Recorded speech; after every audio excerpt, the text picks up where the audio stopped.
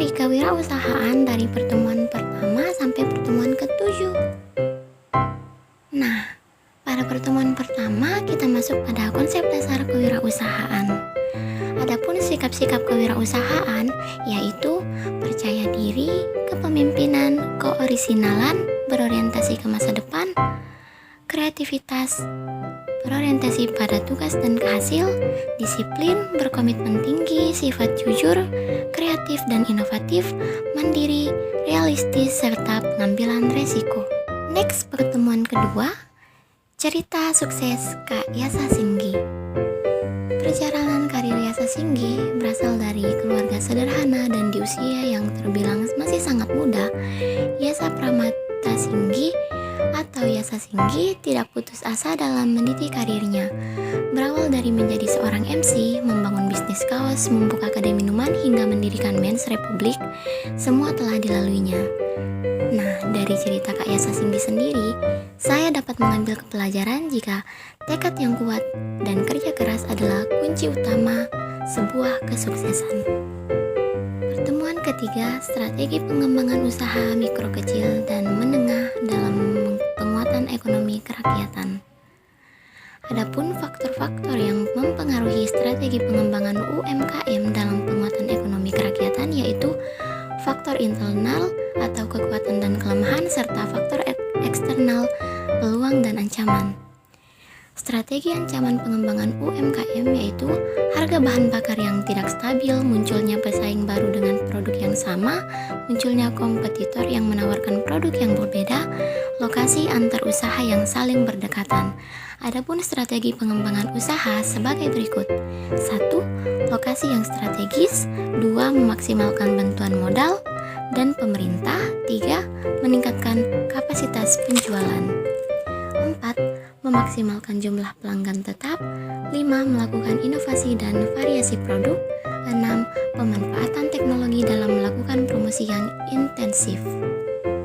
Selanjutnya kita masuk pada pertemuan keempat, tips memulai usaha dari nol.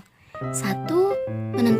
Menentukan ide usaha, yaitu merangkai atau menyusun ide-ide membuat usaha dengan menyesuaikan terhadap kemampuan pribadi, minat, atau bakat yang kita miliki. Kedua, ciptakan visi dan misi usaha.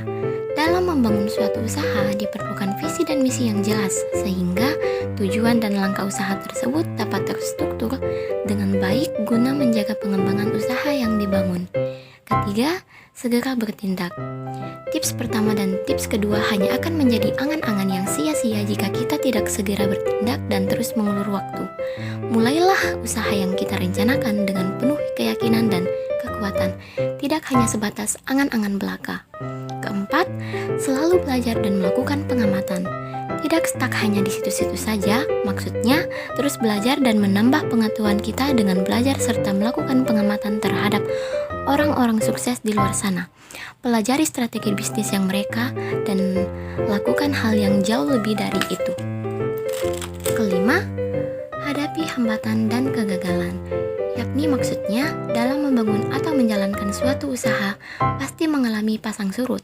Oleh karena itu, saat kita berada di saat-saat terburuk, jangan menyerah, tapi lihat apa yang menjadi masalahnya dan perbaikilah masalah itu sendiri. Pertemuan kelima, mengenali peluang usaha dan memilih jenis usaha. Pertama, mengenali hingga memilih peluang usaha yang tepat. Kedua, mengenali kebutuhan pasar. Ketiga, mengembangkan produk yang telah ada. Keempat, memadukan bisnis-bisnis yang ada. Kelima, mengenali kecenderungan atau tren yang terjadi. Keenam, mewaspadai segala kemungkinan. Ketujuh, menggunakan asumsi-asumsi yang baru atau tidak baku. Next, pertemuan keenam, manajemen keuangan pribadi dan bisnis.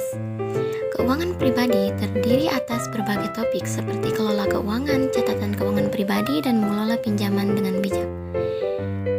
Dengan itu, adapun cara agar manajemen keuangan pribadi dan bisnis tetap teratur, yakni 1. Memisahkan antara catatan keuangan pribadi dan catatan pengeluaran. 3. Mengelola pinjaman dengan baik.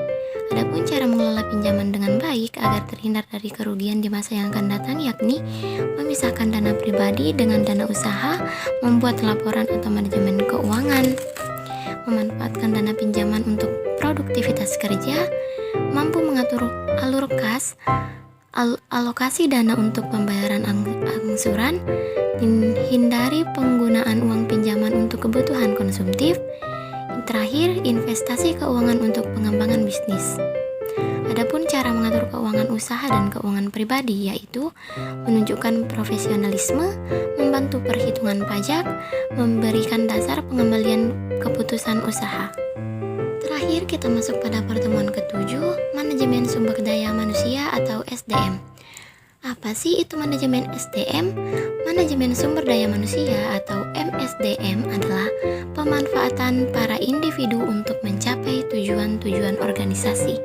Tujuan manajemen sumber daya manusia adalah meningkatkan kontribusi produktif para karyawan bagi organisasi secara strategi, etis, dan bertanggung jawab sosial. Tujuan-tujuan MSDM yakni tujuan organisasional, tujuan fungsional, tujuan kemasyarakatan, tujuan profesional.